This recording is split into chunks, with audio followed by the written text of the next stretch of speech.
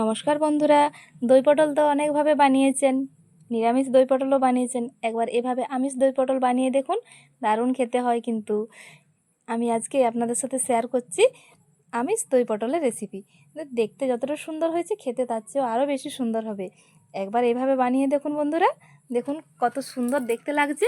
সেজন্য আমি প্রথমে 500 গ্রামের মতন পটল নিয়েছি। পটলগুলো একটু ছাড় রেখে ছুলেছি, আর এভাবে আমি মাঝ বরাবর চিড়ে দিয়েছি দু সাইডটায়, যাতে ভেতরে নুন, লঙ্কা, ঝাল, মিষ্টি সবই ভেতর পর্যন্ত পৌঁছে যায়। সেই কারণে ছোলার পর ছুরি দিয়ে একটু সাইডগুলো কেটে নেবেন। এরপর পটলগুলোকে আমি আজকে ভাজবো না, কম তেলে আমি আজকে দই পটলটার রান্না করব। সেই কারণে আমি পটলগুলোকে খুব ভালোভাবে ভাপিয়ে নেব।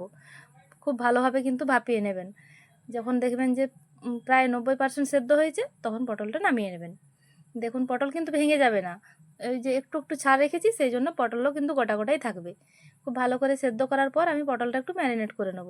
ম্যারিনেট করার জন্য আমি দিয়েছি 1 চামচ লাল লঙ্কার গুঁড়ো, আর এখানে দিয়েছি হাফ বাটি ফেটানো টক দই। টক দইটা দিয়ে খুব ভালো করে হাতে করে ম্যারিনেট করে আমি এটা ঢাকা দিয়ে রেখে দেবো। ততক্ষণ আমি মশলাটা তৈরি করে নিই, এটা রেস্টে থাকুক। মশলাটা তৈরি করার জন্য আমি প্রথমে কড়াইতে সর্ষের তেল দিয়ে দিয়েছি, দিয়ে দিলাম গোটা গরম মশলা, 2টো তেজপাতা আর সামান্য একটু জিরের ফোড়ন দিলাম। খুব ভালোভাবে যখন দেখবেন যে মশলা থেকে গন্ধ আসছে, তখন আমি এখানে দিয়ে দিলাম আদা, রসুন, পেঁয়াজ আর কাঁচা লঙ্কা, তার সাথে হাফ টমেটো একসাথে পেস্ট করে নিয়েছিলাম। সেই পেস্টটা আমি ওর সাথে দিয়ে দিলাম তেলের সাথে। খুব ভালোভাবে যখন মশলাটা ভাজা হয়ে গেছে, এরপর কিছু গুঁড়ো মশলা দিলাম। ধনে গুঁড়ো, জিরে গুঁড়ো, লঙ্কার গুঁড়ো আর একটু জিরে গুঁড়ো। খুব ভালোভাবে মশলাটা কষিয়ে নেবেন। পরিমাণটা আমি বলছি না, পরিমাণটা আপনার পছন্দ অনুযায়ী দেবেন। সামান্য একটু জল দিয়ে আমি মশলাটা খুব ভালোভাবে কষিয়ে নেব। খুব ভালোভাবে মশলাটা কষাবেন কিন্তু, যাতে মশলা কাঁচা গন্ধ না থাকে। এরপর আমি ওই যে ম্যারিনেট করে রেখেছিলাম পটলগুলো, সেই পটলগুলো আমি একদম মশলার সহিত ভালো করে দিয়ে দিলাম। খুব ভালোভাবে মিশিয়ে নেব। মেশানোর পর আমি পরিমাণ মতন লবণ দিয়ে আরেকবার ভালো করে কষিয়ে নেব।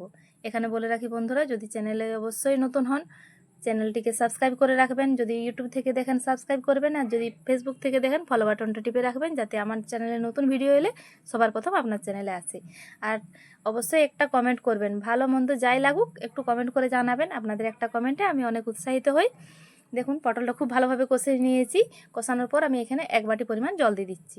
এখানে পটলটা খুব ভালো করে সেদ্ধ করা আছে, তাই খুব বেশি জল দেওয়ার প্রয়োজন নেই। এই 1 বাটি জলে পুরো রান্নাটা হয়ে যাবে। এরপর আমি দিয়ে দিলাম স্বাদের ব্যালেন্সের জন্য 1 চামচের মতো চিনি আর 1 চামচ গরম মশলার গুঁড়ো। সব কিছু খুব ভালোভাবে মিশিয়ে নেব। মিশিয়ে আর মিনিট 5 একটু ফুটিয়ে নেব। ফুটিয়ে নিলেই রান্নাটা কমপ্লিট হয়ে যাবে। আপনাদের গরম ভাতের সাথে দই পটল রেডি। তাড়াতাড়ি ঝটপট এভাবে বানিয়ে নিন। দেখতেও সুন্দর হয়েছে, খেতেও অসম্ভব সুন্দর হবে। পুরো ভিডিওটা দেখার জন্য অনেক অনেক ধন্যবাদ। পাশে থাকবেন।